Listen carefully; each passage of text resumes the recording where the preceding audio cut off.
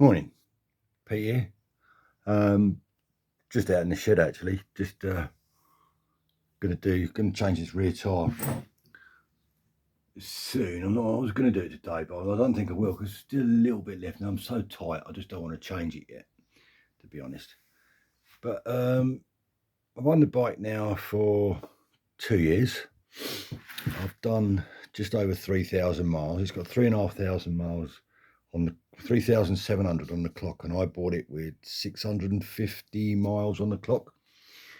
Came with all the extras on it. So I've got the givey racks, I've got the boxes over the back there. It came with bark busters, the bracing thing, front. It's got front fuel and water container as well. I've put this on just to raise it up a little bit. But yeah, this is my 2019 Royal Enfield Himalayan, and I paid, I think, about 3.8 with all the extras. And I think the price for them now is just under 5k. And I do wonder, is this the best all-round motorcycle money can buy for doing everything you want to do? It's not perfect by a long way, but for doing, if you want to commute, it fits the bill.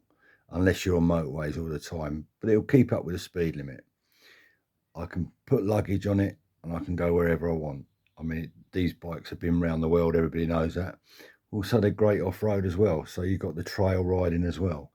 And for that price, can it be beaten? You know, it's 5k, just under, about 4,600, 4,700, I think, new. Can you beat that price? I've had a couple of little issues to start initially. Sometimes I've had that's a little intermittent fault. I've took the evap off because that was all clogged up. The guy when I bought it off, I think he'd used it occasionally off road, but he'd stored it in a barn and it got wet and it was just clogged up. But I mean, the engine's now well bedded in and it rides lovely. You know, I mean, I have no issues with it at all. I'm quite a tall chap, 6'2" or 6'1" and a bit. About 16 stone, around about that sort of weight. So yeah, that's the only issue I've had with it, was this the cutting out business. But I think, well, hopefully I've sort of nearly resolved that now. It's just a little thing. It did break down on me once. I've been using it in a lot of wet weather, and I think the ignition system got some water in it, or possibly I put an iridium plug on it and that might have failed. So I changed the spark plug. I also dried everything out, and also give it a good coating of whatever you call it. The one I use, I put over GT85, so that's what I use. Yeah, and that seems to do the trick. I've adjusted the chain. That's about it. I've obviously serviced it, changed the oil filters, stuff like that. But it's a standard bike. There's nothing I've done to this bike other than took the evap off.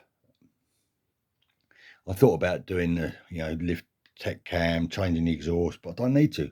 For what I want, it's brilliant. So I want to know, is this, for your buck, the best motorcycle money can buy? For commuting, touring, off-road green laning, just general bimbling about. Is there anything better than this? Bear in mind that we're talking about a bike minus 5k. We're not talking about £8,000-9,000. We're talking minus 5k. I've been able to buy this one, and I've also got my classic Betty over there under the covers, 350, which I've bought second-hand, low mileage as well. So for under 10k, I've got two motorcycles that cover everything. But I've been just thinking about it. Can this bike be beaten for price for money or not? That's my little review. Have a happy day. Speak to you all soon. Bye for now.